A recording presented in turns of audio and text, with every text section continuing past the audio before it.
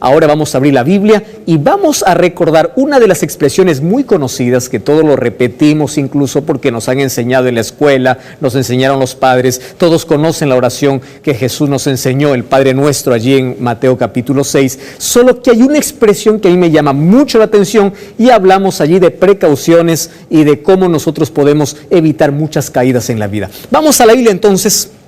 ¿Me acompañas? Vamos al libro de San Mateo capítulo 6, versículo 13. De paso, el Padre Nuestro tiene 6 pedidos, 6 peticiones. 3 tienen que ver con Dios, es decir, con mi relación con Dios.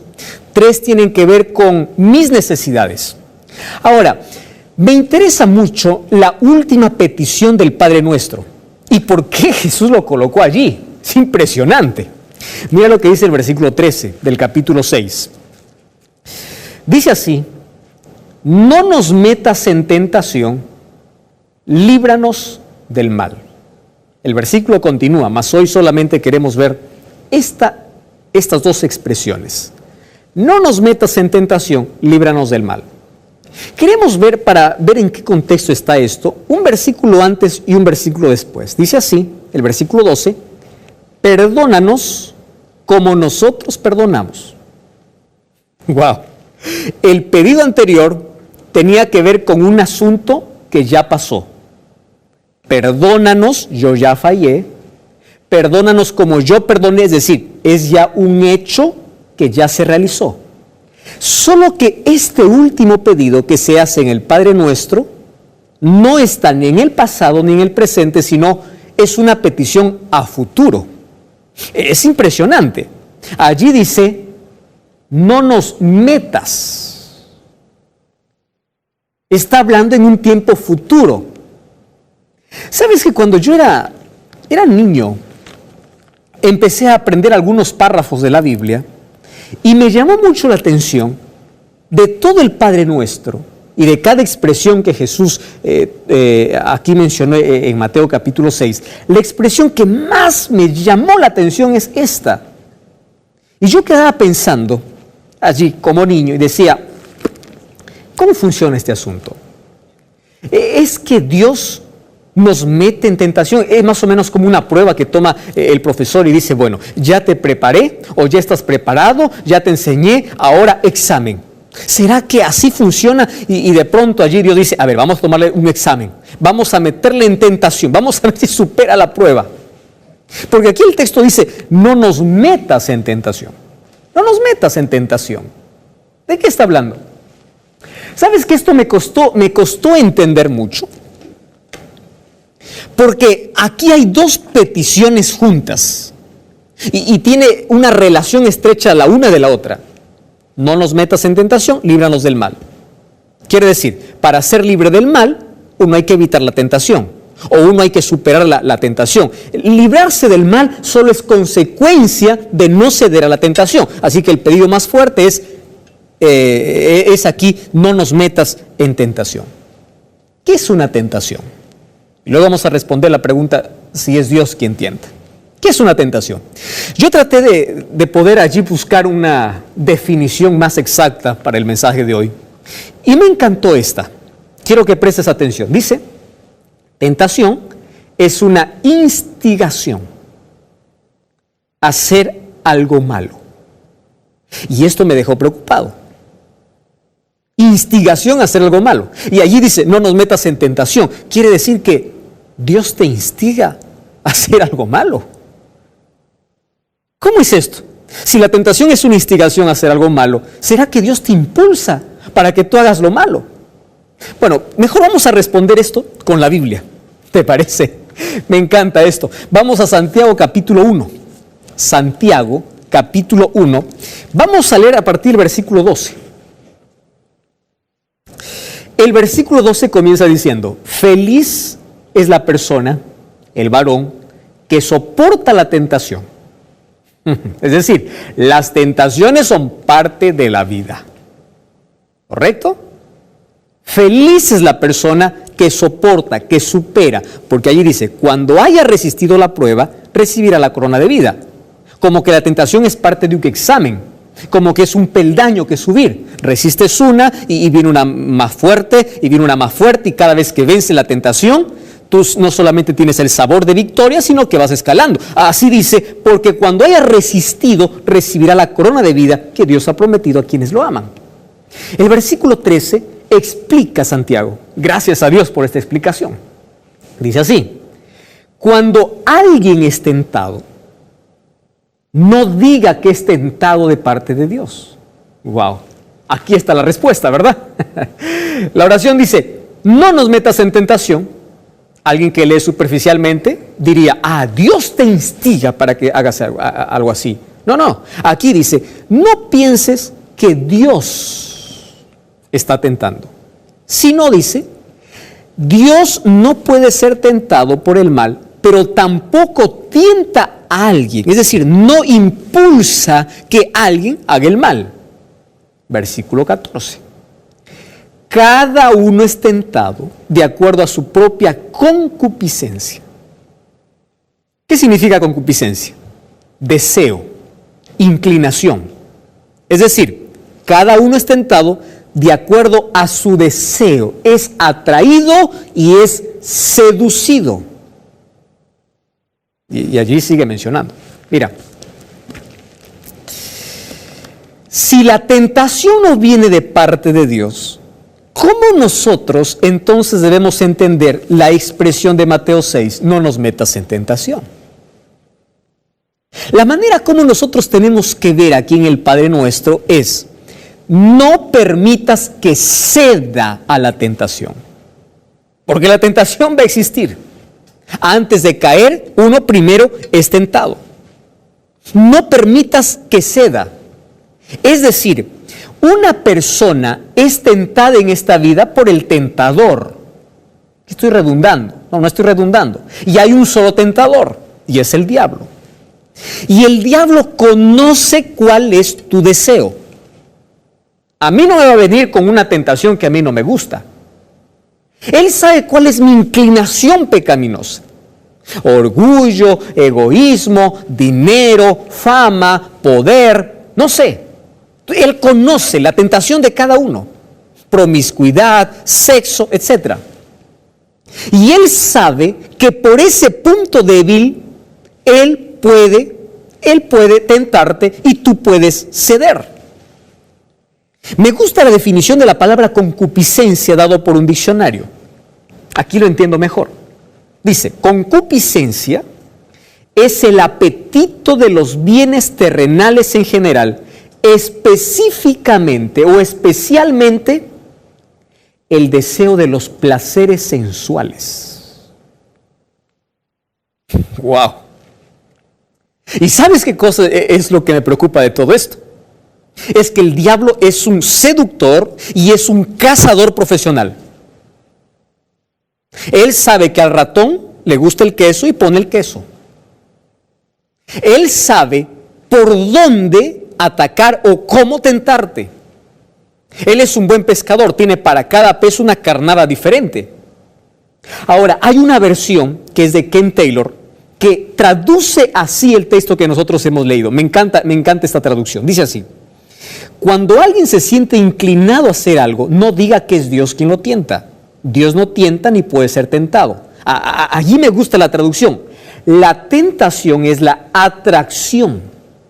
¿Atracción de qué? Que sobre el hombre ejercen en sus malos pensamientos y en sus malos deseos. Y esos pensamientos lo impulsan a cometer pecado, y el pecado Dios lo castiga con la muerte. ¿Alguna cosa más clara que esta? Creo que no. Es decir, cada uno es tentado de acuerdo a lo que tiene allí en su corazón. Extraordinario. Ahora, Santiago 1:12 dice: feliz es la persona que resiste a la tentación. Ahora, querido, vamos a hablar sobre esto, esto es un asunto muy interesante, porque de esto depende nuestra felicidad. Buscamos ser felices en la vida. Aquí dice: eres feliz cuando tú superas o cuando tú no cedes a la tentación. Correcto. Ahora, ¿qué sucede? Cuando nosotros cedemos una vez a la tentación, nuestro carácter se vuelve más flexible, pierde la firmeza. Más o menos como cuando un carpintero empieza a trabajar y empieza a dar martillazos, ¿verdad?, ahí en el clavo, y el clavo se dobla. Saca el clavo, chanca el clavo, lo endereza. Pero si el clavo se dobla otra vez, el clavo tiende a quebrarse. ¿Estás entendiendo lo que quiero decirte? Cuando nosotros estamos siendo tentados y nos doblamos una vez, ¿sí? Nos doblamos, puede que nos enderecemos. Pero al doblarse una vez, puede ser que la próxima vez que querramos enderezarnos, nos quebremos. Es por eso que la oración dice, no nos metas, no permitas que yo caiga, no permitas que yo ceda. El problema está en mis deseos, está en mi pensamiento, está en mi corazón. Y Dios conoce tus inclinaciones y tus deseos, y el diablo también conoce eso. Entonces, dice, pide a Dios poder a través del Espíritu Santo para enfrentar, para vencer y para decir, yo subí un peldaño más, tengo un carácter más firme. Cada vez que tú enfrentes la tentación, tú tienes que decir, esta es la oportunidad o para doblarme como el clavo o para ser firme en mi carácter. ¿Qué te parece? Pero esto no es una cosa tan simple, ¿verdad? No es una cosa tan sencilla. Porque si somos tentados de acuerdo a nuestros deseos, entonces es fácil que nos podamos doblar. ¿Cómo Jesús venció la tentación? Porque Jesús fue tentado. Jesús fue tentado de la misma manera como Adán y Eva lo fue. ¿Por qué uno perdió y el otro ganó? ¿Quién tenía más ventajas para ceder? ¿Adán o Jesús? Claro que Jesús, pero no cedió. Adán no conocía el pecado, pero cedió. Jesús vino a tomar nuestra naturaleza humana ya con 2000 años de pecado. Ahora mira lo que sucede. En el jardín del Edén, Satanás ofrece una fruta, ¿verdad?, que Dios había prohibido. Apetito. La primera tentación allá en el desierto, ¿qué cosa fue? Di que estas piedras se conviertan en pan. ¿A dónde atacó? Al apetito. Satanás quiso tener la victoria por segunda vez. Ahora mira la desventaja de escenario. Uno estaba feliz en un huerto, en un jardín. Jesús estaba ayunando 40 días en el desierto. ¿Quién tenía más facilidad de ceder? ¿Adán y Eva, que tenían todo y estaban comiendo todos los días? ¿O Jesús, que estaba con hambre? Jesús tenía todas para perder, pero Jesús fue victorioso. ¿Por qué? Y aquí me enseña el secreto para vencer la tentación. Tú sabes que cada tentación Jesús lo venció así. Escrito está. ¡Wow! ¿Qué significa? Que en su corazón, en sus pensamientos, ¿qué cosa estaba? La palabra de Dios. Tú quieres ser fuerte, quieres ser firme, apégate a la Biblia. Lee la Biblia. Ora más. Mientras más leas la Biblia, tus pensamientos se clarifican. Tu camino se limpia.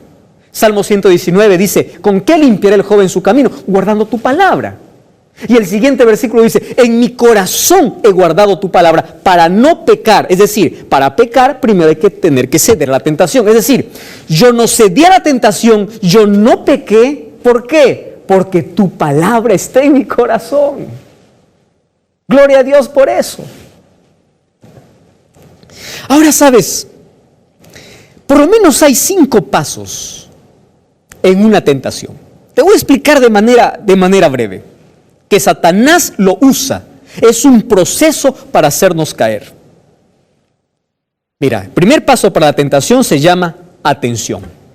Quiere decir que el diablo le gusta presentar su mercadería y para esto usa los ojos. Mira, los sentidos son los atacados cada vez que nosotros somos tentados. Los sentidos, por eso, cuida tus ojos. Hay una canción incluso para niños, ¿verdad? Cuidado lo que ves, cuidado lo que escuchas, cuidado lo que tocas, cuidado lo que gustas. Cuidado, porque por allí entra la tentación. Cuando se fue Adán, ¿por dónde le tentó? Dice, el árbol era bueno.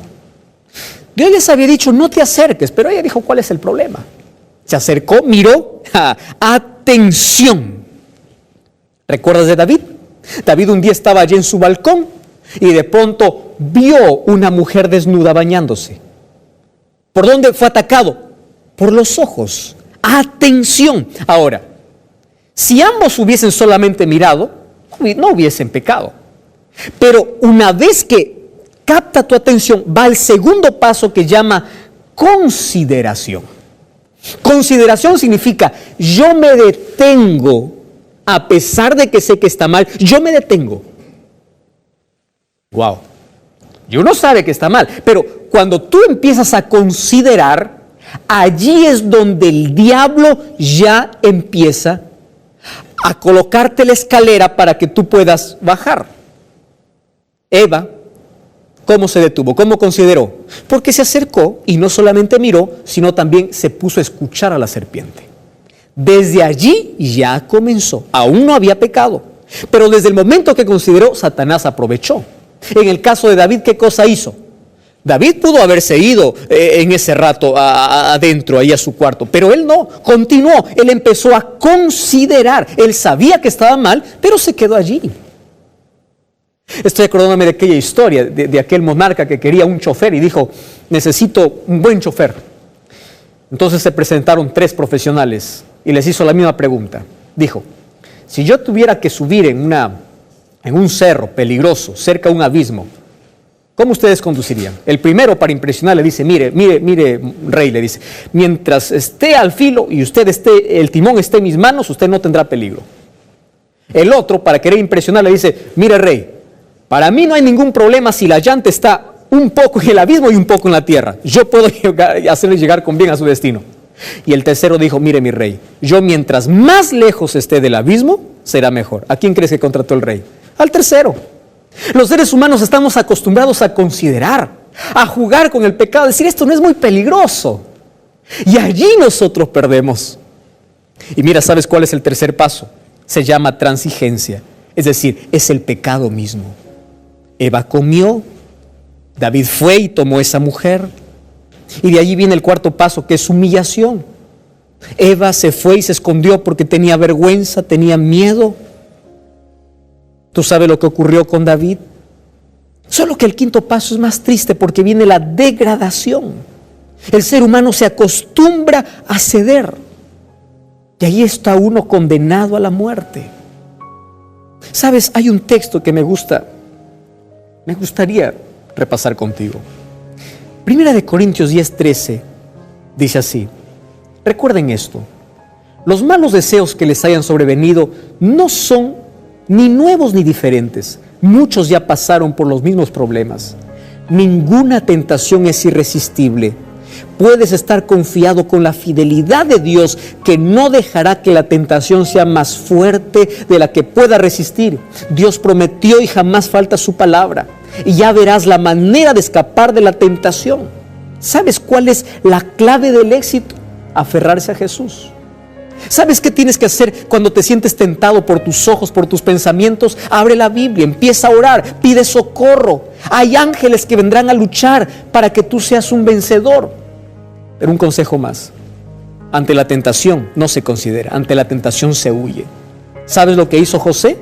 José, cuando fue tentado por una mujer, él huyó.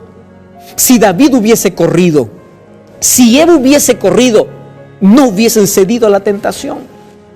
Ahora, querido, a mí me gustaría solamente dejarte aquí un texto que es impresionante.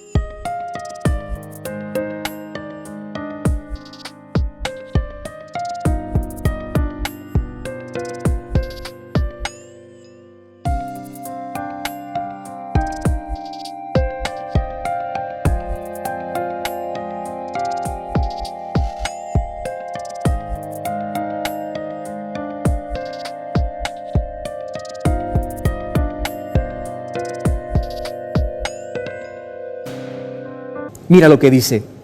En su gran amor, Dios procura desarrollar en nosotros la gracia preciosa de su Espíritu. Y Él permite que encontremos obstáculos, persecuciones, pero no como maldición, sino como la bendición más grande de nuestra vida. Y aquí está el texto interesante. Cada tentación resistida, cada aflicción sobrellevada valientemente nos da una nueva experiencia y nos hace progresar en esta tarea linda de poder edificar nuestro carácter. ¿Estás siendo tentado? ¿Estás cediendo a la tentación? Hay tantas personas que me escriben todas las semanas. Pastor, ¿qué hago? Caigo una y otra vez. Le digo, evita el lugar. Sal de...